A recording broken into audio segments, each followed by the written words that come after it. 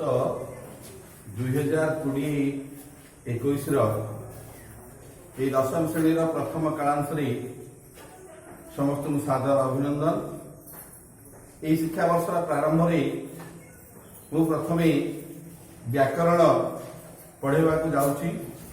व्याकरण को सरस सुंदर करने एक अभिनव प्रयास कवितार व्याकरण मोर शीर्षक आज पढ़ा वाक्य विचार।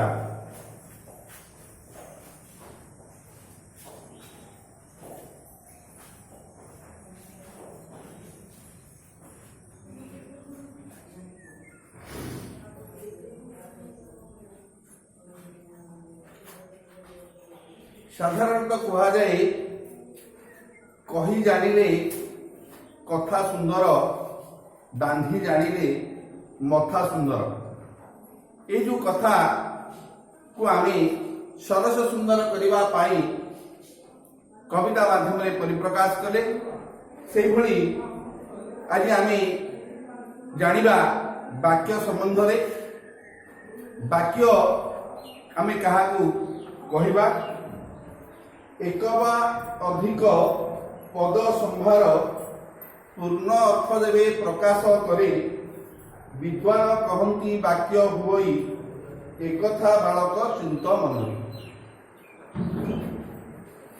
एक बा अधिक पद संभार पूर्ण अर्थ देवे प्रकाश करे विद्वान कहती वाक्य हुई एक बालक चिंतन रे। जदि आमे गोटे पद हेउ बा ताठारु एकाधिक पद हेउ ताकू यदि आमे नहीं गोटे किसी पूर्ण अर्थ परिप्रकाश कर पूर्ण अर्थ पाई परिबा ताहले ताहाकू एक वाक्य बोली कहती। तार संज्ञा कुछ देखा वाक्य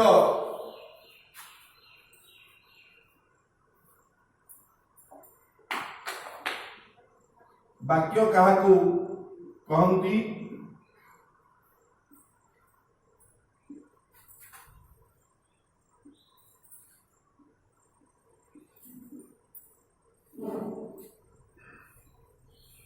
एक बा अधिक पद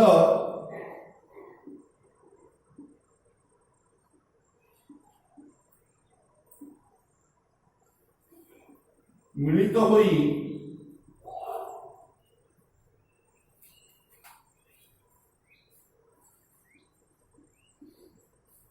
जेबे पूर्णार्थ प्रकाश करे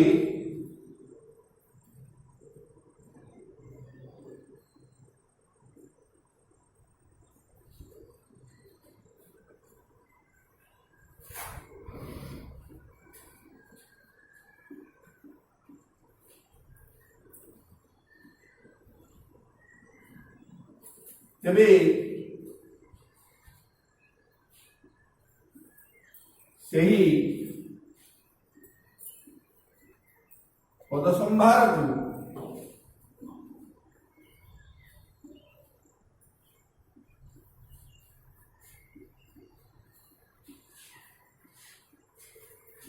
वाक्य कहा जाए।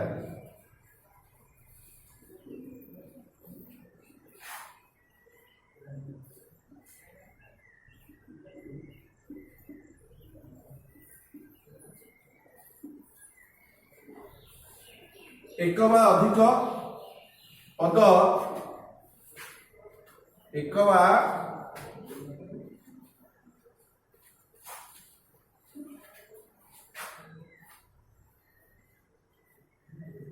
अधिक पद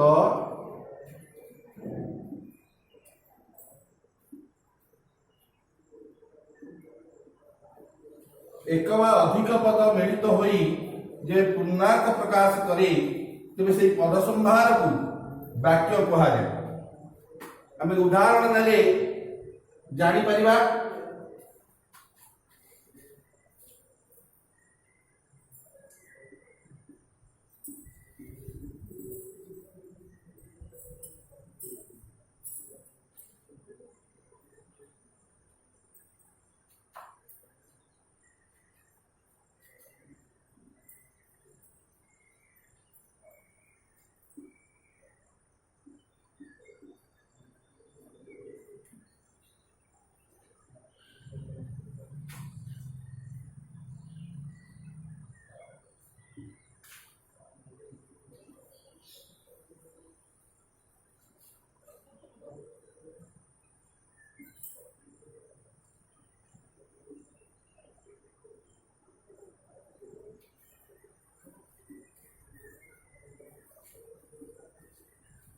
पक्षीटी गछरे बसिची एथिरे आम तीनोटी पद अच्छी पक्षीटी गछरे बसिची किंतु जदि आम खाली देते पक्षीटी आमको पूर्णार्थ प्रकाश कर बा खाली गछरे नहीं पूर्णार्थ प्रकाश कर किंतु तीनोटी पद संभार को नहीं आम देखिले जे पक्षीटी गछरे बसिची एक पूर्णार्थ भाव दौची गोटे चढ़ई गछरे आमर बसिची।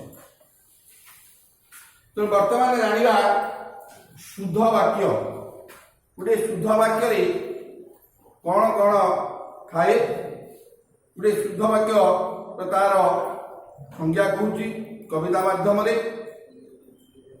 शुद्ध वाक्य थाए किसरे सुन मन दे इन योग्यता आकांक्षा आसती शुणती गुण गोटे शुद्ध वाक्य कौन कौन थाए टे मन देकी जानिबा जे तीनोटी कथा अच्छी गोटे है योग्यता आकांक्षा आसक्ति ये तीनोटी गुण जदि थाए ताले सेही वाक्यटी एक शुद्ध वाक्य होता है। बर्तमान जानिबा से तीनोटी कथा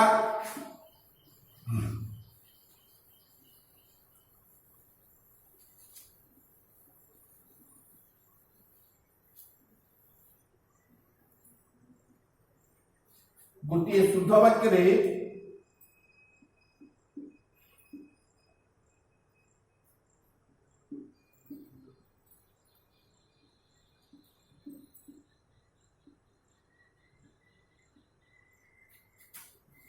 तीनोटी गुण रही था।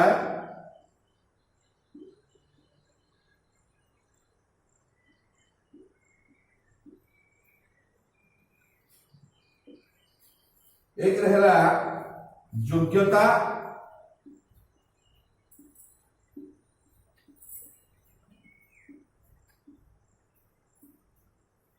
दुई रहला आकांक्षा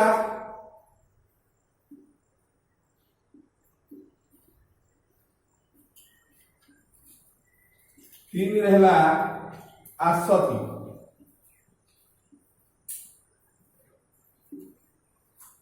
गोटे शुद्ध वाक्य तीन गुण रही है गोटे है योग्यता दुई आकांक्षा तीन आसक्ति।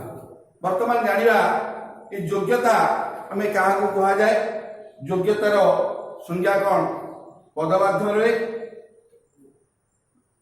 पद परस्पर सह संबंध थिरे वाक्य रे तो रही जानिब रही योग्यता एहा सत्य टई अर्थात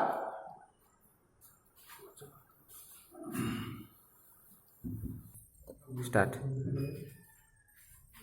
अर्थात योग्यता आम क्या कहवा ना वाक्य व्यवहार करा पद गुड़िकर जो पारस्परिक संबंध अच्छी से पारस्परिक संबंध को आम योग्यता बोली कहवा। गोटे उदाहरण देले आम सहजरे जानीपर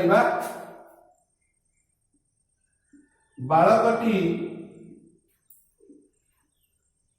दौड़ अच्छी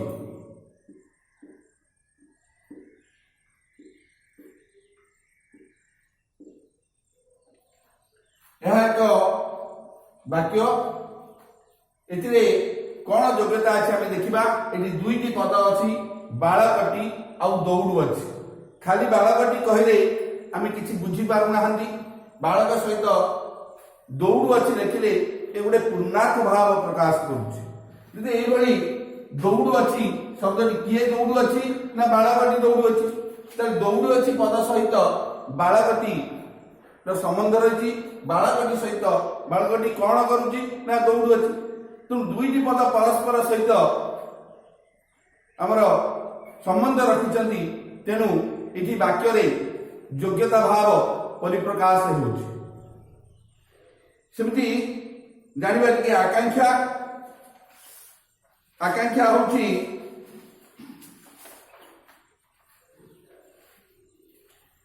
ବାକ୍ୟ ଥିବା ଏକ ପଦ ଯଦି ତ ଅର୍ଥବୋଧକତା ପାଇଁ ଅପେକ୍ଷା ଯଦି ସେ କରୁଛି ଜାଣ ଆକାଂକ୍ଷା ସେହି।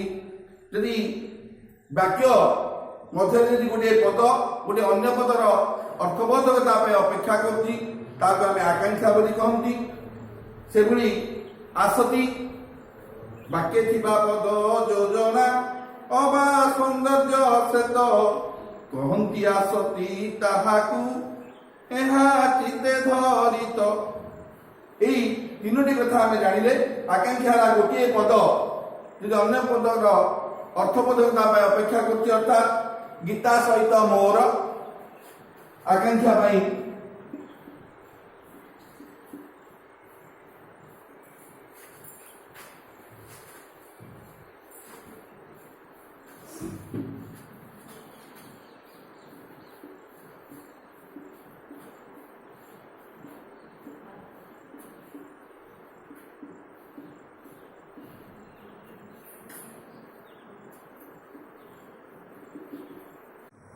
ପଦ ସହିତ ଅପେକ୍ଷା କରୁଛି ଗୀତା ସହିତ ମୋର କଣ ହେଲା କିଛି ଯଦି ପୂର୍ଣ୍ଣାର୍ଥ ଭାବ ପ୍ରକାଶ କରୁନି ଆଉ କିଛି ପଦକୁ ସେ ଅପେକ୍ଷା କରୁଛି ତେଣୁ ଏଠି ବାକ୍ୟରେ ଆକାଂକ୍ଷା ଭାବ ରହିଛି ବୋଲି ଆମେ ଜାଣିବା। ସେମିତି ଆସତି କଣ ନା ଆସତି ହେଉଛି ବାକ୍ୟରେ ଥିବା ପଦ ଯୋଜନାକୁ ବା ପଦର ସୌନ୍ଦର୍ଯ୍ୟ ବୋଧକତାକୁ ଆମେ ଆସତି ବୋଲି କହନ୍ତି। ଅର୍ଥାତ୍ ପଦକୁ ଯଦି ଆମେ ସଜାଡ଼ି ନଥିବା ଯଦି ପଦ ସଜଡ଼ା ହେଇକି ନଥିବ ତେବେ ତାହାକୁ କହିପାରିବା ବାକ୍ୟ କହିପାରିବା ନାହିଁ। ତାର ଗୋଟେ ଉଦାହରଣ ନେବା।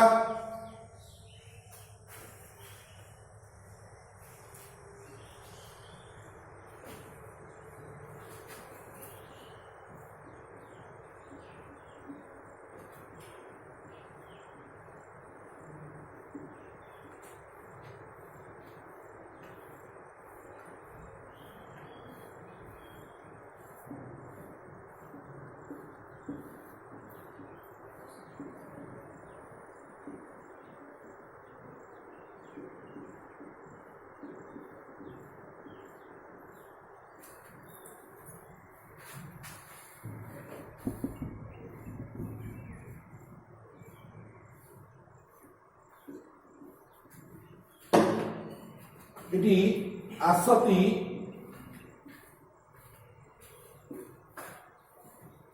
এই বাক্যে আসতির অভাব অছি তার কারণ হল অমৃত বচন বিনয় কহি প্রাণী তোষিব মন। এই বাক্যটি পদগুড়িক সজড়া হয় কি না তেমন তাহা আমি ভাল লাগু না তাকে যদি আমি সজাড়ি দেবা অমৃত বিনয় বচন কহি তোষিব প্রাণী মন যদি আমি তাকে সজাড়ি দেবা তাহলে তা সুন্দর লাগিব। অমৃত বিনয় বচন কহি তোষিব প্রাণী মন।